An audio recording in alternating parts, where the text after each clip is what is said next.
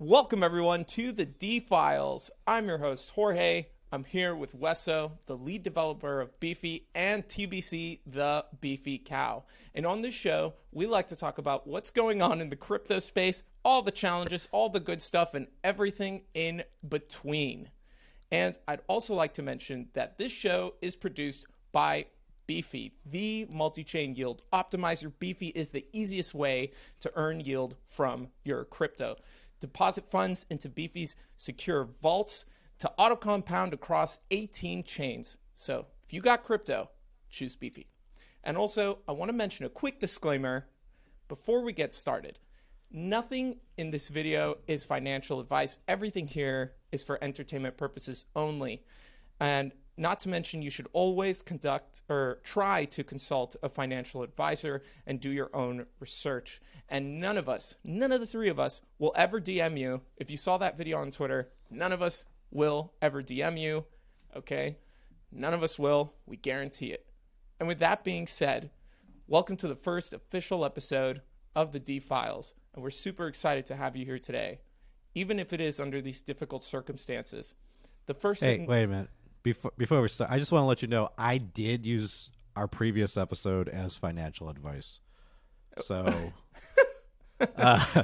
I'm totally broke now.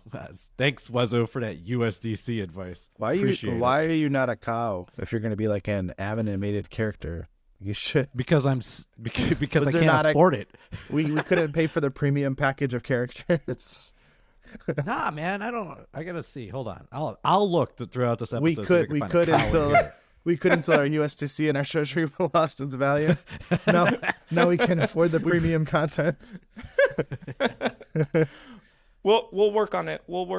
You know, we'll maybe we'll get this guy to be a cow.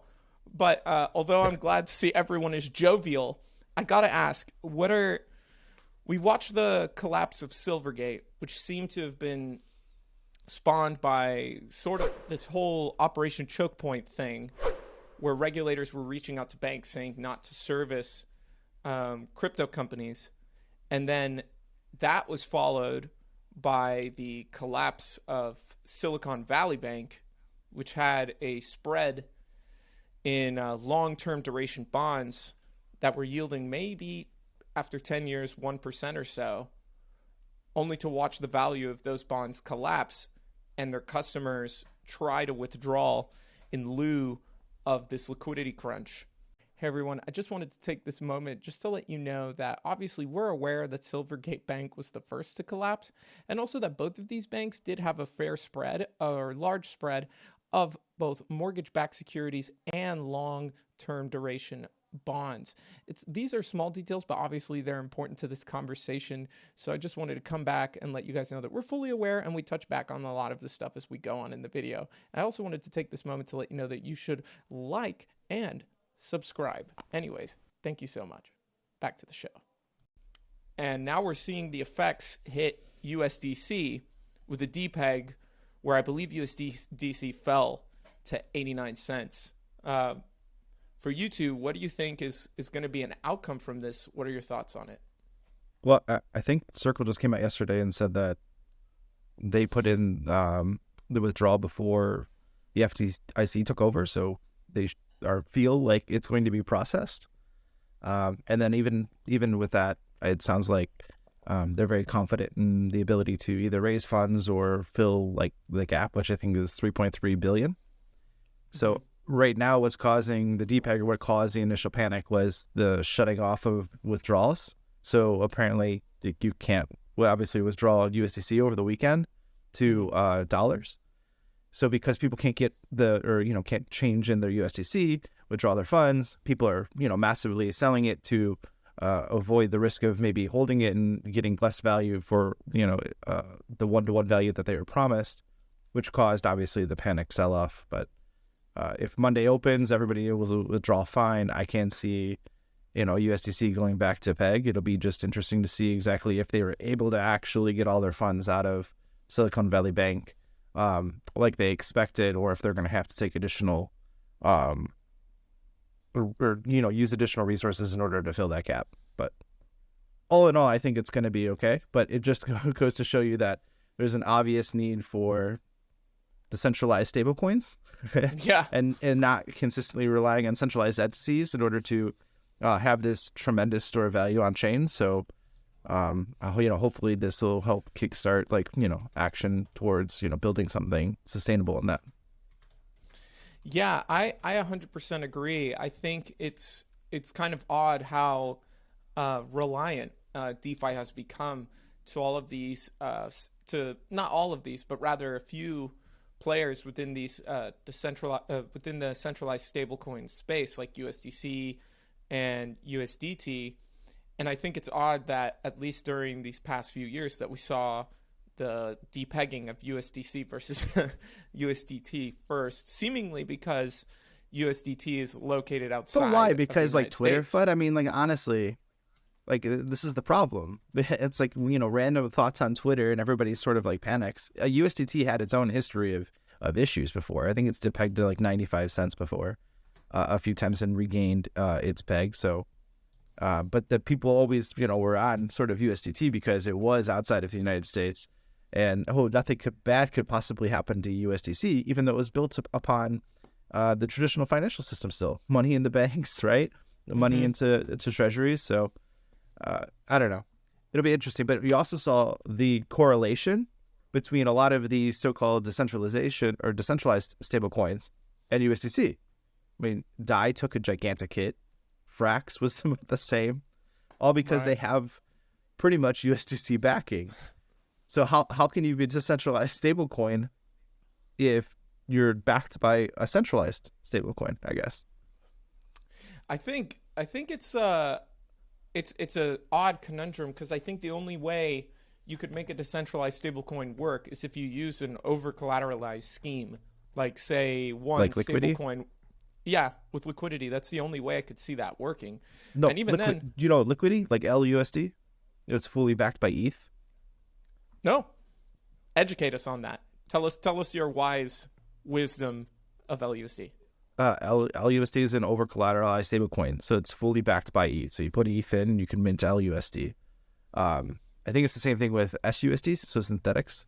It's fully backed by SNX, so they're not backed by USDC collateral. They're actually backed by token collateral that holds its own value, and then obviously managed through the liquidation process when against the collateral. But yeah, I mean, those are opportunities where you can see actually, they held their value, whereas, ones that are fully backed by USDC didn't because of this. So.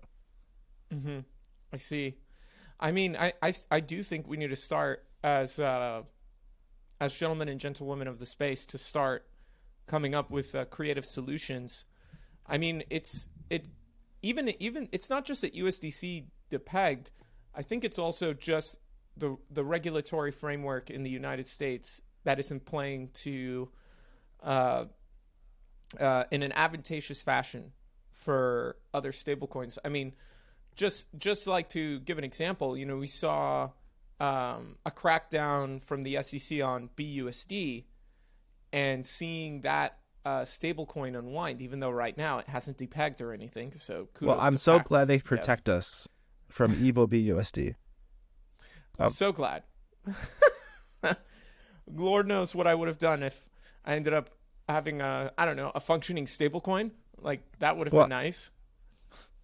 Yeah, I don't know if it's regulatory ignorance or if it's just malicious, but they're certainly attacking certain targets, and they obviously failed to protect everybody from FTX and now obviously the Circle Depeg in situation. So it is interesting to see that the certain things that they are attacking, like BSD, never had any issues. But I think the objective, which I find kind of at odds with itself, is that they're trying to cut off, I think, the US from the crypto markets. But the weird thing, I think, about this entire debacle of cutting off, the US from that system is that, a lot of these stablecoins are heavily collateralized with bonds. And the US is a money printing machine. Being able to finance your debt by a bunch of degens using DeFi or wanting to use a stablecoin as a means to pay people from across borders or avoiding the use of the third party, that's a great like driver of bond purchases. You know, if all these stable coins collapse, then so do all these bond positions. So I mean, I just find it odd. And also they're losing the opportunity to keep the US dollar as the predominant like reserve currency, because that's what people were doing in the United Kingdom, in Europe, in But that's Asia. the goal. You know, using a US dollar stablecoin. So I just, you know. But Jorge, that's the goal. I don't know if you guys followed geopolitics or really try to keep up on it, but there is and has been a long-winded battle between, of course, the Federal Reserve and the ECB. And I know Weso's like, I don't want to I'm already bored. I'm already bored by you talking. But that's you're sitting here. The thing is, Tom Luongo is the one who's really been on top of this for a long time. Stable coins are nothing more than the euro dollar, and the euro dollar has been destroyed, is being attacked. The Fed is pulling off dollars offshore to prevent them from being borrowed. They're doing everything to strengthen the American dollar. You had JP in Congress lecturing Congress about spending, right? This is the Federal Reserve Chair, right? Telling Congress, you guys spend too much money, right? He is hawkish. He is willing to do anything it takes to strengthen the American dollar, to break the euro. And the same thing is going to happen potentially with stable coins. And as I said, I mentioned the other day, they probably should have not gone after Jamie Dimon in the way that they did a couple weeks ago, because that's going to have ramifications. We are just parts, right, of a larger game that's being played. We're into crypto. We think we're doing our own thing, but we're catching the waves from it, right? A tsunami is approaching, and we're just sitting here playing with our side tokens, thinking that we're all a bunch of radicals, and we're all eventually going to get wiped out because the big boys are the ones that control it all, you know? So what do? What do you hold your money in? Because obviously all dollars are in jeopardy. If you're in Europe, I don't know what. Yeah, you hold your money in Bitcoin. America, that's about it. Yeah. Right. Yes. If you don't have a vault of gold at home, you got your chances Bitcoin, Okay. and then hope to God that.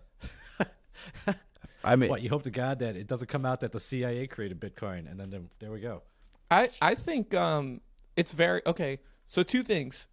I think Jorge, if you had $3 million, would you put it in a bank? At this point in time, no. Not right now. Because here's the thing that I think a lot of people are missing in this detail with Silicon Valley Bank is that as people were withdrawing money, the FDIC came in and they took over the bank. Now, this all sounds well and dandy for the average American person because most people don't have more than $250,000 lying around in their bank. But the problem that I think everyone is missing here is that a huge chunk of these accounts were businesses that were funded by some of the largest venture capital firms in the United States. In fact, 50% of venture capital funds had bank accounts at Silicon Valley Bank. Not to mention that all those businesses, all those tech startups were using Silicon Valley Bank. And guess what? If you have billions of dollars in your bank account or hundreds of millions, and then you're told essentially by the FDIC who's running the bank, you get access to $250,000.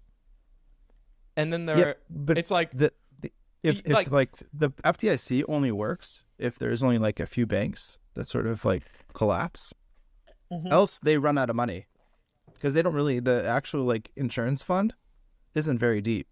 So though like you have this, we're covered if we're under $250,000, that only extends so long. If you have a massive banking crisis, that fund gets depleted. And so how do you make people hold that, even if you have less than $250,000?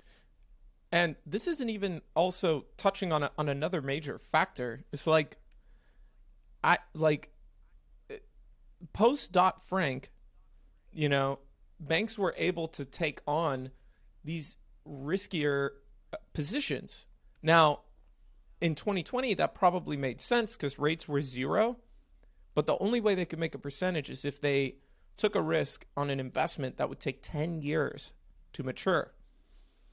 And I could be wrong. I'm not a finance genius, but so much money came in the system and everybody was in this high hopes, hopiums phase, and nobody ever thought that or considered at those points in time that rates were going to go up so rapidly. And now those bonds have collapsed in value.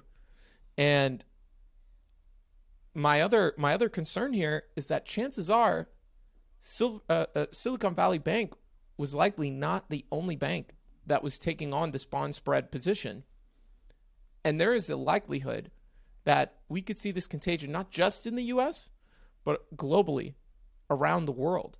And the real question is Jerome Powell going to keep being a hawk and allow all these companies to fail and let this bank unwind? Who knows how many other banks were giving Silicon Valley Bank lines of credit as well? That just depends on That just depends on whose bank is aligned with who, right? Exactly. If you're with JP Morgan, you're probably safe, right? If your bank is aligned with the WEF, then you might be a victim here. I also I feel like people need to know, because I feel like it's not, I don't know, maybe it's not as easy to see, but what happens when you deposit money into a bank? Okay.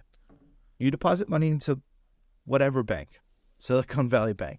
Mm-hmm. They take your money and they use it to earn money for themselves.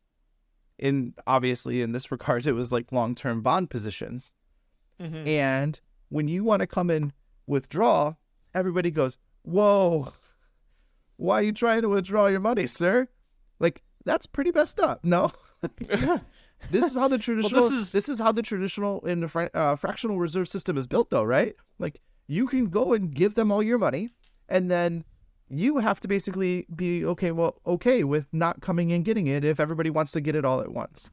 That's why we got into crypto, right? Yes. I mean, like we're like, hey, we don't like the fact that our savings bank and our lending banks are the same thing. So let's go to crypto where we could be safe. Also, they're using your We're out here assets. building. Yeah, they're using your assets to make money, and you're not getting any benefit of it. And actually, every time something bad happens to you, you get charged a fee. You don't have enough money to pay for something, you overdraft, fee. It's like, you don't have a certain balance in your account, fee. You want to open up an account, fee. It's like, okay, not only are you taking all of my money, you're basically degen yield farming with it, but at the same time, then you're charging me fees for every little nickel and dime thing you could possibly do. Well, it's actually, I think, Gary Gensler, when he was giving his courses on blockchain, that said that the role of finance is to play an intermediary. And that's the advantage of crypto, is you don't have an intermediary. Now, I know we're still in this phase where we're trying to learn and figure out how all these nooks and crannies are going to work. And this is a real stress test in that regard. But it's going to be interesting to see the fallout, because if the FDIC can only cover $250,000 and say this suddenly makes it all the way up to, say, the next top 10 banks or the next, like, 5 banks above Silicon Valley Bank, then the real question is like, how safe are your assets? I think that this would be a moment in time where likely, and this is not financial advice, this is just me being an idiot on the internet and speculating. Do your own research, buy your own things on your own time. I don't tell you what to do. Anyways, I think this might be a moment in time where we could see inflows into inflation hedge assets, especially if the Fed goes on TV tomorrow and says, we're going to have to bail out this bank, right? That's going to be more money in the system. And there's going to be some effects across the entire chain of banks. So they have to bail out the bank tomorrow. I mean, like, it's like 50% of startups or something. 50% of venture firms, and basically like every Silicon Valley startup.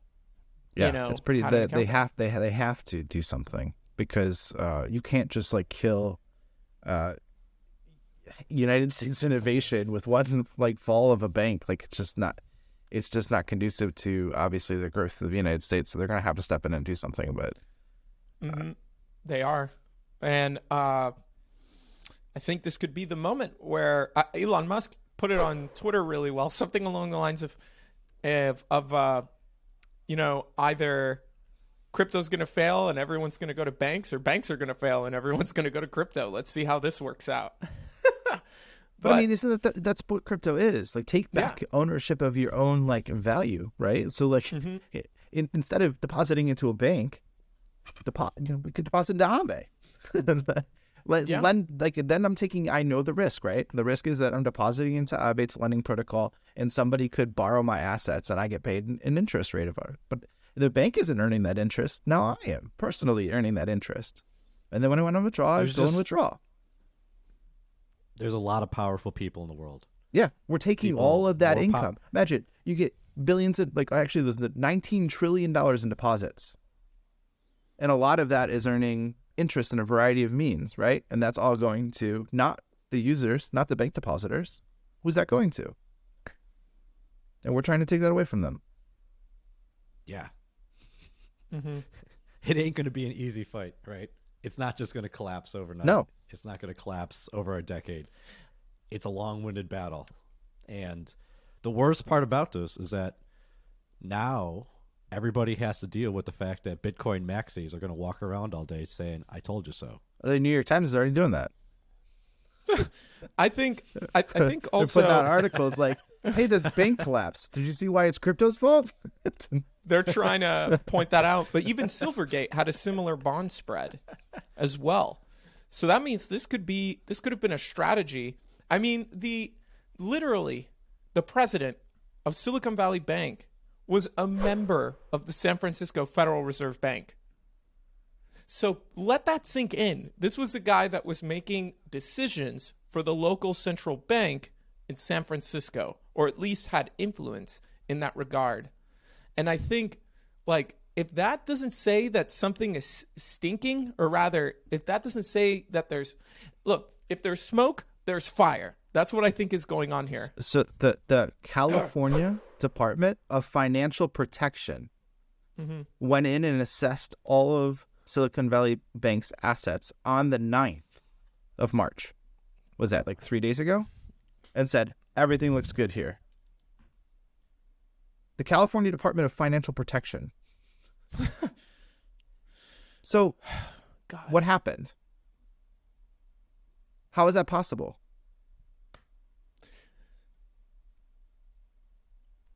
Oh, man.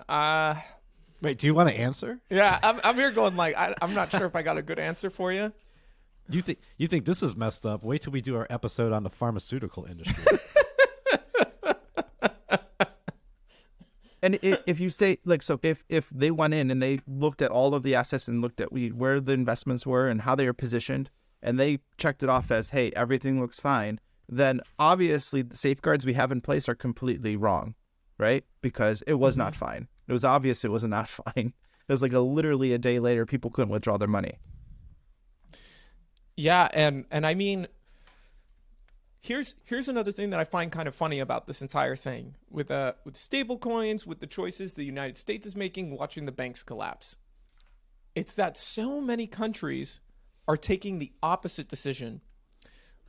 If I am to understand it correctly, the United States had a couple bills passed. I think it was the Inflation Reduction Act. And part of that is to bring lots of green energy, lots of spending in green energy into the United States, right? Which I don't think is a bad thing, by the way, full disclosure. However, a result of this has been that lots of engineers globally have moved to the United States and have been hired by a lot of these different companies. And so suddenly all this talent is no longer native to some of these countries. And I think whereas green energy is a huge opportunity money-wise, for profit, crypto is as well. And the MiCA bill in Europe has passed. We're seeing a lax in the regulatory framework in Japan. We're seeing some moves by England to attempt to invite the crypto industry into their countries. I think what they're realizing is that there's an opportunity here for their countries to increase their tax revenue or just grow their economies and create larger job sectors. And I think the US has all this talent, and it'll be it'll be very challenging for them if suddenly all this technology is being developed abroad, you know? Yep. But who's the main like person against crypto in the United States? I would imagine the Fed. They have the most to lose, I would guess. Yeah, but I mean, where do all the headlines come from? Gensler, right? Yeah. Yeah, it's not the Fed. But I mean, why? Maybe it's political positioning. I mean, that's honestly like there was a lot of bad things that sort of happened on Gensler's watch. So now it's like, hey, I know that this happened. FTX happened. Sorry about that. But hey, I took down Kim Kardashian. So look at me. Like, she might be appealing that decision too, by the way. I'm just saying like that, like we also, you can't make the broad assumption that like everybody in the US government that is like completely against crypto or doesn't want to, try to make like sustainable regulation where they can start like not totally put out the fire on everything that is crypto. But it's very obvious that people in the leadership structure of the system we have in place have some sort of agenda, and what that agenda is, I don't know. Could be TBC has its own opinion, simple. But I think also political positioning into specific roles in upcoming elections is also playing an important role in this whole thing. So, okay. Once again, a lot of it has to deal with the pushing of the CBDCs in retail. JP doesn't want retail CBDCs. He could care less about that. Interbank transfers, so having a cryptocurrency for banks to do transactions with, which would replace the current system right now, which is expensive and outdated, that's fine for him. Retail CBDCs, they destroy commercial banking. JP is aligned with commercial banking. The Europeans, the WEF, those individuals, the individuals that are pushing for retail CBDCs for their technocratic surveillance state, they're the ones that are pushing it. And certain people in our government, in America, obviously have an alignment with them and are willing to push that agenda. The entire Treasury Department is aligned with European interests. And when I say, I'm not saying Europe, I'm saying, the ECB and those types of individuals. Right. They're pushing that agenda. The Treasury Department right now and the Fed are at war with each other. And like I said, we're caught in the middle, and whatever CBDC we get, depends on the outcome of this. So wherever your dog coin goes next, man, I don't know. Maybe you just want to wait. I can't give financial advice. Well, I'm bored about this. Let's talk about something else. Yes. Okay. So I guess in lighter news, there actually has been some good news within the crypto space, in particular with our friend Gary Gensler. Just kidding. Maybe. Who knows? We'll see what happens in the future. Okay, can we talk? We're going to talk a second about Gensler. How cringe are these videos he's putting out there? Stop watching them. No, just block him. Like a car accident, though. It's like ridiculously cringe. And how many millions of dollars are they spending on these like really cringe videos? Because like the production value is not bad. Now he's not a great actor, and he's like very scripted, but it is very. I don't know what audience he's trying to reach, but it's pretty laughable. The odd thing is, I think what he's trying to do. This is what Gary's trying to do with those videos. I just think he's posting them on the wrong platform because. He should be on TikTok, right? I know it sounds silly. I know if he's trying to reach the younger audience, maybe. Look, I just picture Gary just going, just sitting around going like, how do we make sure that the kids never use Bitcoin? So that way I can surveil them and make sure that we're secure, whatever the case may be. He can't be posted on Twitter. Twitter is way too smart for his videos. Well, Twitter and Reddit, I think, are... some of the like better. If you're gonna get informative discussions, what do we say about Reddit? We don't say. Yeah, we're being recorded. Okay. All right. Well, anyhow, with that in mind, I think what's good to see is that our legal system, which is more or less decentralized, has been working quite well. The first thing I wanted to talk about is actually my personal favorite of all three of these stories is actually the reaction from the judges in this lawsuit between Grayscale and the SEC. You know, this is a mix of conservative and left-leaning judges, and it looks like all of them are calling into question the reasoning behind the SEC's choice not to create a Bitcoin ETF. And essentially what the judges are responding to them saying is like, well, you already have them trading on the, what's it called? The Commodities Futures Market, CFM. Uh-huh. And this is a product that essentially follows the price of Bitcoin.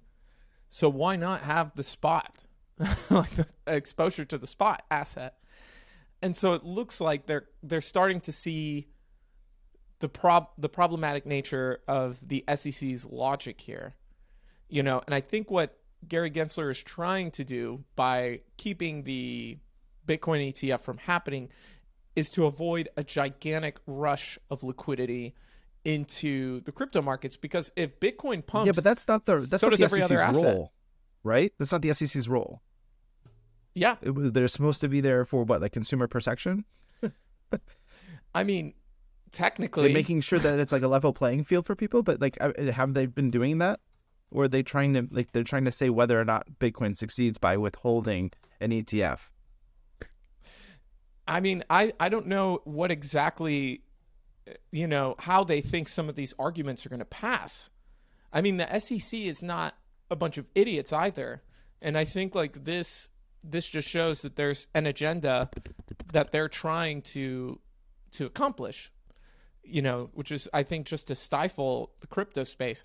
And meanwhile, So hold on a second. I just wanted to read this. The SEC's long-standing three-part mission is to protect investors, maintain fair and orderly and efficient markets, and facilitate capital formation. So by not approving a Bitcoin ETF, how are they succeeding in their mission? That is a good question that I would love answers to. I think that ultimately this is not about protecting people. I mean, look at all the failures prior. You know, how were they protecting people when Terra collapsed? How are they protecting people when Alex Mashinsky was able to operate in the United States for so long? You know, like, or BlockFi or Voyager. I mean, look, let's be honest here. It doesn't take a genius to understand how to read transactions. It takes a genius to read long list of transactions and tracing them and then finding them back and forth. It is very possible, you know, that someone in the government knew what was going on. Someone knew. And if that information is there, and if you're so concerned that these things are securities and part of your mission is to protect people, why wouldn't you try to prevent these things from happening? That all depends who you're trying to protect. And it's not us. Come on. Mm-hmm. All right, you guys are boring me with all this SEC talk. I could care less. So, let's talk about the wins or whatever, Jorge. Yeah. Sorry. Gary and the But SEC. anyways, long story short, good news. It looks like the judges are on our side in that case. The next thing I wanted to mention is a win in the XRP case. Now, personally, full disclosure, I don't have any XRP, but I've been following this case like a hawk because of its implications in the broader crypto market. So the first thing to note here is that both parties had the opportunity to show an expert witness. Now, in this case, the expert witness for XRP's case, or Ripple's case, is a gentleman by the name of John Deaton. Have you seen John before? You guys know who he is? No. So he's basically a lawyer that represents the interests of the XRP holders. And his testimony was allowed in the case. However, the expert witness from the SEC was denied. So the judge in the case chose to refuse the SEC's expert witness. And get this, apparently the SEC was paying this witness about $3 million. $3 million. Like, there couldn't possibly be a bigger conflict of interest there, you know. But it's good to see that there's a possibility that our crypto assets will not. Chances are, who knows, if things turn out well, may not be able to be deemed all in this blanket statement of securities. You know, and I think there's a good shot we could win this. What do you guys think? What are the tokenomics of XRP? Yeah, I don't know.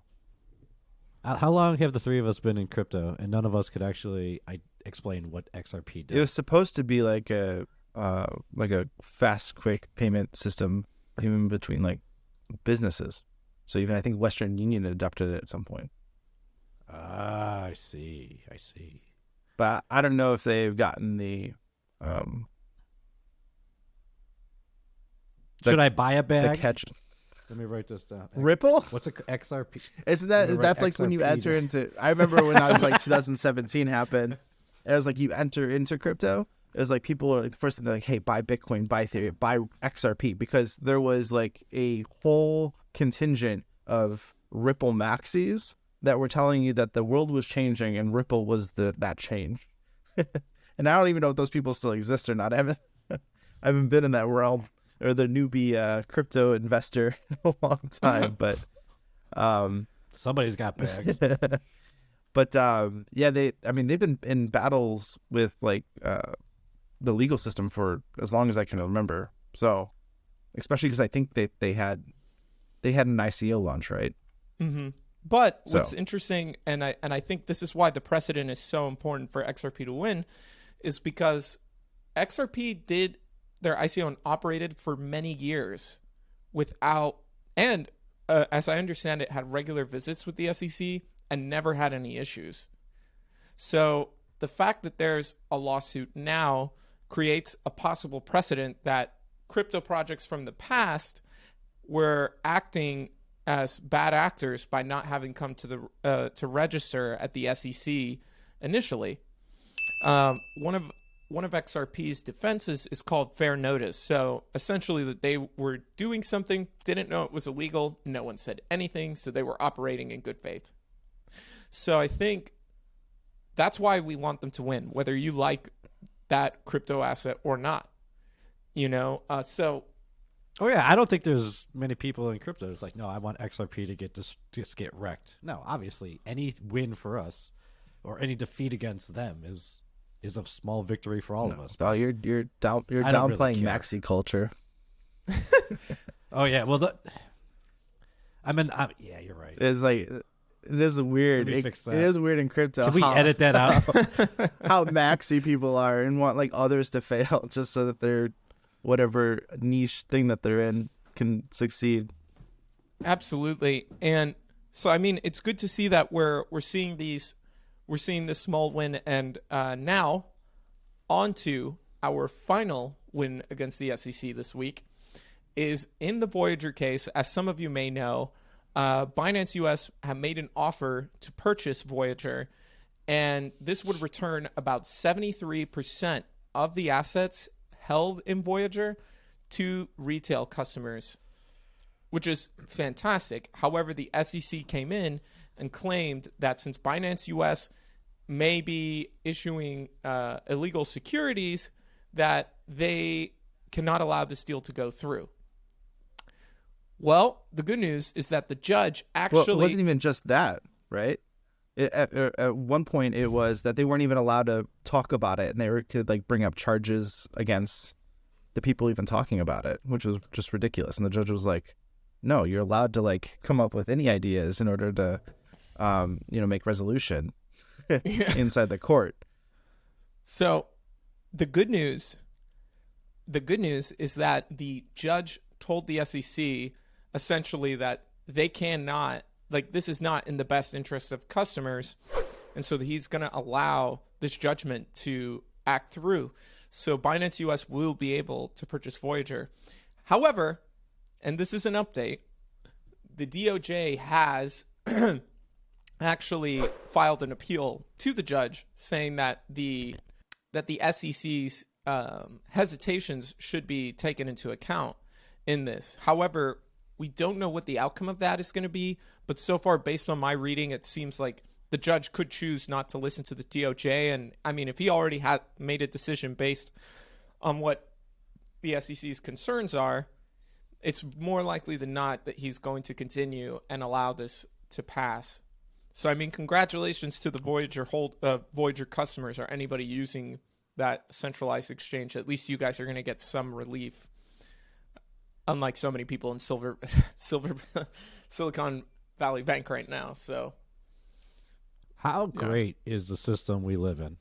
It's just fantastic, ain't it? I mean, Well, Jesus. why? Because people can pick and choose things to go against. Authority just makes so much sense. Yeah. God. whew. All right. Thank you so much for watching the very first episode of the Defiles, produced by your friends over at Beefy, the multi-chain yield optimizer located on 18 different chains and getting you some of the most competitive yield in the entire crypto space. Got crypto? Use Beefy. And hey, we're excited not just to give you more episodes of the Defiles, but a myriad of phenomenal, interesting, and educational content for you folks here on YouTube. Also, if you enjoyed this episode, we're going to have a part 2 to this episode coming out very soon. So stay tuned for that. So you'll definitely want to like and subscribe for more content here on the Defiles. Anyways, thank you so much for watching and stay safe out there. Cheers.